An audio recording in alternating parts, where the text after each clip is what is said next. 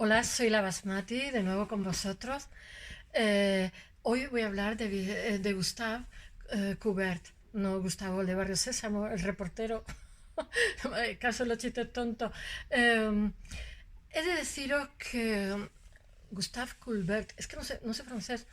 He de deciros que he puesto, ayer cometí un error y es no contarme por qué vinculaba al protagonista con el liberalismo. Hoy Gustave Courbet le he puesto, que ya he hablado de él alguna vez, le he puesto el realismo. Ya sabéis que hay una confusión porque normalmente la gente piensa que el realismo es la antítesis de la abstracción, pero el realismo es un movimiento pictórico que la antítesis de la abstracción se llama figuración.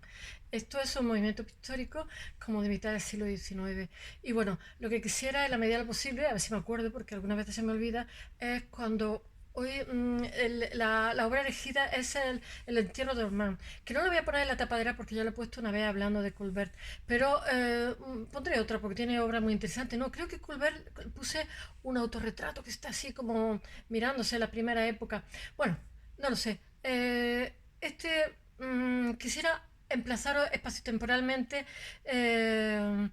este señor, este periodo, este realismo, por decirlo de alguna forma, porque si no, como que cuento cosas y están como flotando en, yo qué sé, la inmensidad de ni se sabe qué.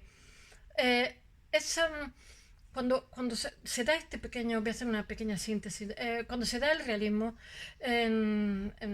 llevado por este señor que de alguna forma era el Gustave Courbet, que es un pintor excepcional y que le pasa de todo en su vida, eh, han ocurrido muchas cosas en Europa. Él es un poco el que entierra el romanticismo, por decirlo de alguna forma.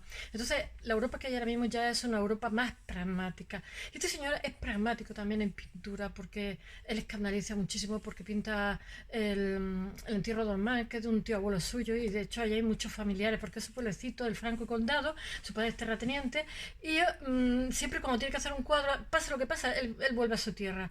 Él adora su tierra y adora a la gente de su tierra, y entonces él dice que entonces ese entierro de Ormán mide 6 metros de ancho y 3 o 4 de... Entonces eso se reservaba a la pintura histórica. Entonces, cuando todo esto ocurre, porque él lo que hace es elevar lo cotidiano, lo básico, unos picapedreros, que esa pintura desapareció en 1945 por un bombardeo aliado. Y, o sea, las cosas básicas, las cotidianas, las eleva a pintura histórica, por decirlo de alguna forma. O sea, solamente puede ser una batalla, puede ser, en esa pintura histórica solamente podía haber dioses, diosas, grandes batallas, grandes héroes. Y este señor dice que los héroes son la gente anónima y es una maravilla. Bueno, he de decir una cosa, que después, a partir de 1950, voy a situarla espaciotemporalmente. Ya ha habido una serie de revoluciones, entonces se vuelve una especie de conservadurismo, ¿no? Que es cuando el liberalismo está más en su apogeo. Y entonces, de hecho, muchas veces hay hasta votaciones como muy excesivamente conservadoras. En fin, la Europa actual que conocemos se moldea en este periodo de alguna forma. Filosóficamente, a nivel de pensamiento, bueno, ya sabéis que el idealismo es realmente lo que genera el romanticismo, ¿no? En Alemania. Ahora, sin embargo, está Augusto Comte y está el positivismo, está también Darwin, no lo olvidemos, y bueno, Darwin yo creo que su obra fue la más polémica, contestada, odiada. Yo cuando algunas veces veo a la niña el mono, digo, ya sería hora de que a la niña el mono le quitaran la cara de Darwin. Y no sé, pero Darwin supone un antes y un después. También hay que decir que está el Capital de Karl Marx, que también hay un antes y un después, cambia el paradigma de la época, por decirlo de alguna forma, porque a partir de entonces hay muchísimos manifiestos ya sabéis que Marx lo que hace es, de alguna forma, había como un socialismo utópico que estaba basado en un concepto moral, por decirlo de alguna forma, dentro de la filosofía, y entonces lo que le da es una base científica y es lo que hace una interpretación de la historia a partir de los modos de producción, las luchas de clases, etcétera, etcétera. No vamos a entrar aquí a... Y bueno, he de decir una cosa que en España, o sea, recordar, Marx, Darwin y Augusto Conte, y bueno, y después toda una serie de acontecimientos. En España, por ejemplo, hay la sucesión al trono no está cara en un momento determinado, aunque vuelve al principio del siglo Fernando VII, ya ha ocurrido Napoleón, etcétera, etcétera. Estamos a mitad del siglo XIX. Pues hay una lucha por el puesto de poder del rey, entonces hay una serie de pretendientes, por decirlo de alguna forma, entonces cada nación quiere, yo qué sé, el Coburgo era más bien de Portugal, el otro que era alemán, en fin, cada uno cada uno tiene su es fan de un pretendiente y de alguna forma la guerra rusa y francesa se lleva por este tema porque hay un choque entre ambas potencias, por decirlo de alguna forma, entre ambas naciones, y ya sabéis que la guerra de Prusia y Francia es desastrosa para Francia. Eso después está la comuna, en fin, ahora lo contaré. Bueno, lo que quiero deciros es que se ha escrito Guerra y Paz, se escribe también La Regenta con nuestro Clarín, que son las ideas naturalistas que entran a través de Oviedo por el norte de España, Madame Bovary, yo qué sé, hay una Europa más pragmática. Empieza la fotografía con Daguerre, el cine, o sea, está también la electricidad, Morse, en fin, ya hay mucha ciencia, mucho cientifismo, no sé, Madame Curie, Curie. Nobel inventa la dinamita, no sé, estoy diciendo lo primero que se me pasa por la cabeza pensando en el siglo XIX, pero yo qué sé, no sé, ya Metternich y todo esto ya han pasado, estoy pensando a nivel de gobernantes. Bueno, Cataluña, los Borbones apuestan por una Y, que es Cataluña, la legislatura de Cataluña y los aceros del País Vasco y Cartagena de Murcia. En fin, no me acuerdo de más. de mitad del siglo XIX. Si hay un desastre, Luis Napoleón manda a Brasil una expedición, pero es desastrosa. Bueno, en fin, ya se ha ubicado espacio-temporalmente. Guerra Paz y Darwin, Mars, etcétera. Bueno, vamos con Gustave Colbert, que se me pasa el tiempo. Nace en un pueblecito del Franco Condado. Su padre es, es un señor hacendado con muchas tierras y que la vida le va bien, etcétera. Es un terrateniente y son antimonárquicos y lo educan.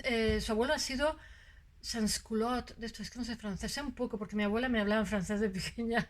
Lo entiendo, me enseñó a rezar y cosas así. Los partícipes de la Revolución Francesa no eran sans-culottes o algo así. Bueno, da igual. Quiero deciros que al niño no se le educa en religión, sino se educa en los principios de Voltaire, de la República, Rousseau, etcétera, etcétera, que es para estar orgullosa de los ilustrados. A los 14 años, bueno, le ponen un profesor particular, porque al niño le gusta mucho dibujar y pintar, lo típico, ¿no? Entonces le ponen un profesor particular de Man, no, esto se llama Eman o Berman, el pueblo, su maestro se llama Baud y es un profesor de Ornans, estoy mirando la chuleta, que es su pueblo de Franco Cordado, al que siempre vuelve, el que siempre tiene casa, y da igual que viaje al norte de Europa, que lo quieren muchísimo los escandinavos y los alemanes, triunfa mucho por allí, que él vuelve a su pueblo del Franco Condado, aunque tenga una casita en París, etcétera, etcétera. Quien ha sido a su vez alumno de Gros, estoy mirando la chuleta. Ya, se instala en Besançon, es que todo no me lo sé, a partir de 1837 y continúa su formación como émulo de David. Bueno, con 20 años se va a París. Entonces, su familia quiere que se haga abogado. Pero cuando está en París, él sigue con el gusanillo del arte. Y entonces se mete deja de estudiar y se mete en los talleres de Steuben y de Suisse. Eso sí que me lo sabía. Bueno, como os dije ayer, él se pone como en la nómina de Louvre, que son los chicos que quieren ser, con la mímesis, los chicos que quieren ser artistas. Mamá, quiero ser artista, como Concha Velasco. Y entonces allí hace copia porque se aprende de lo grande copiándolo con sus mismos colores, en fin. Y entonces allí es admirador de Rembrandt, de Hals, de Rubens, de Carballo, y bueno, también está en la Galería Española del señor Este de Orleans, y entonces allí descubre que para ellos es muy desconocido a Velázquez, a Zurbarán, y bueno, y también es fans de Jericó y de la Cruz, porque han sido sus precedentes, que son los románticos. Él de alguna forma entierra el romanticismo, porque ya he dicho que estamos en una Europa menos idealista, más pragmática. Y bueno, él siempre tiene una huella muy española, porque siempre pone en los lienzos, sabéis que antes de empezar a pintar, normalmente se suele dar una grisalla, pero no necesariamente. Yo, por ejemplo, he ido a concurso de pintura rápida y si estaba pintando el desierto le metía antes de empezar a pintar le metía unos tierras que apaga un poquito, pero bueno, después a lo mejor lleva barniz y le mete un barnizazo cuando termina. En fin, eso es muy, muy español, de pintura negra, de pintura oscura, porque si no, es como una veladura que le das antes de empezar para que después los colores no te vibren. Bueno, ¿qué explicaciones hago yo? Bueno, todavía en varias ocasiones, cuando eres jovencito y está aprendiendo, se hace muchísimos autorretratos.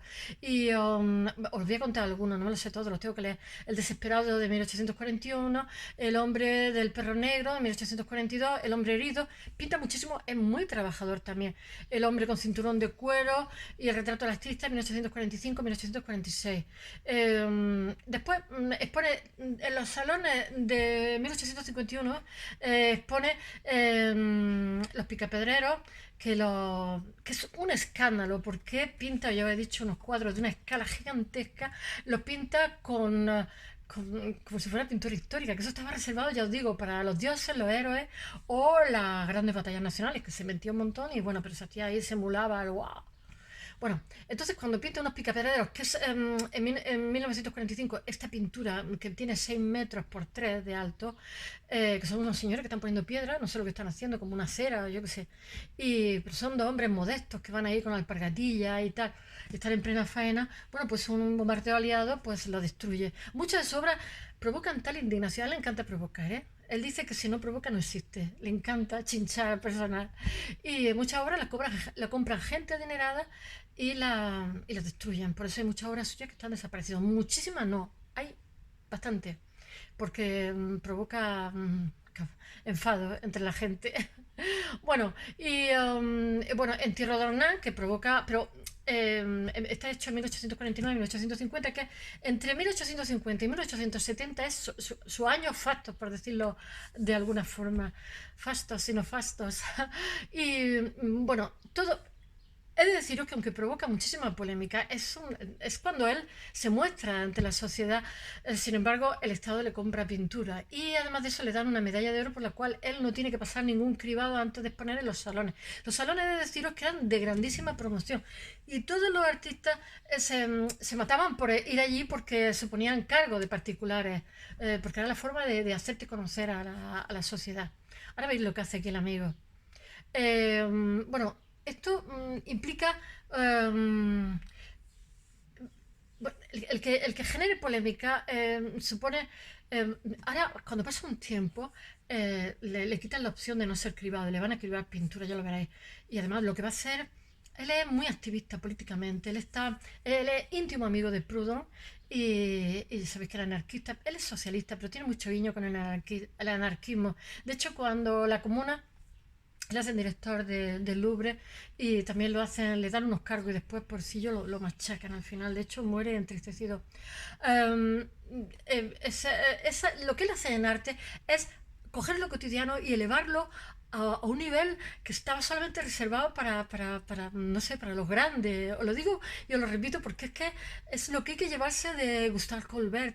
Bueno, después con el golpe de Estado de Napoleón tercero y con el inicio Napoleón tercero, tengo que hacer así porque digo yo, a ver si estoy metiendo la pata con el tercero y el segundo. Vuelve el conservadurismo, y de pronto los cuadros de Courbet pues ya tienen que ser pasados por un jurado y además su provocación no les gusta nada. En 1855 sus cuadros son rechazados, pero veréis lo que hace.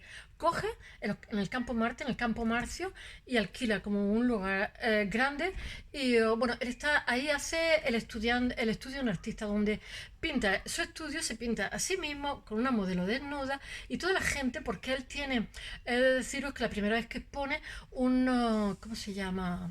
Ay, no sé cómo se dice en castellano. Bueno, pues un señor rico como que se hace su marchante y le compra casi toda la pintura y eso le permite independizarse, vivir de su pintura, ¿no? Pues entonces toda esa gente que ha sido importante en su vida coge y la pinta ahí en el estudio del artista, pero hace un cuadro gigantesco. Entonces esto, como saben que es un provocador y tal, pues le dicen que es que el cuadro es muy grande. Entonces dice él, sí, pues ya veréis. Y entonces coge y hace un salón, hace un pabellón del realismo y entonces coge todos sus cuadros y los expone ahí. Y todo el estudio del artista es una alegoría. Lo hace en 1854. Ya ha dicho que, como no lo admiten en el salón oficial, coge y lo exponen ahí. Y bueno, esto es un ejemplo también para los futuros artistas que van a aprender a gestionarse su propio destino de sus propias piezas, ¿no? No van a esperar si les gusta al poder político, si les gusta al tribunal o al que tenga que hacerte el cribado, porque siempre va a haber alguien que no le guste tu cara o no. Es como un ejemplo para decir rebelaros contra las cosas, porque entre la sociedad y nosotros no tiene por qué haber esa barrera. Ya está mi gato haciendo maldades. Solamente lo hace hasta ahora cuando hablo aquí. Bueno, en 1867 vuelve a hacer lo del pabellón realista, pero esta vez lo hace con Edouard Manet y los dos exponen. Y entonces además crea un manifiesto.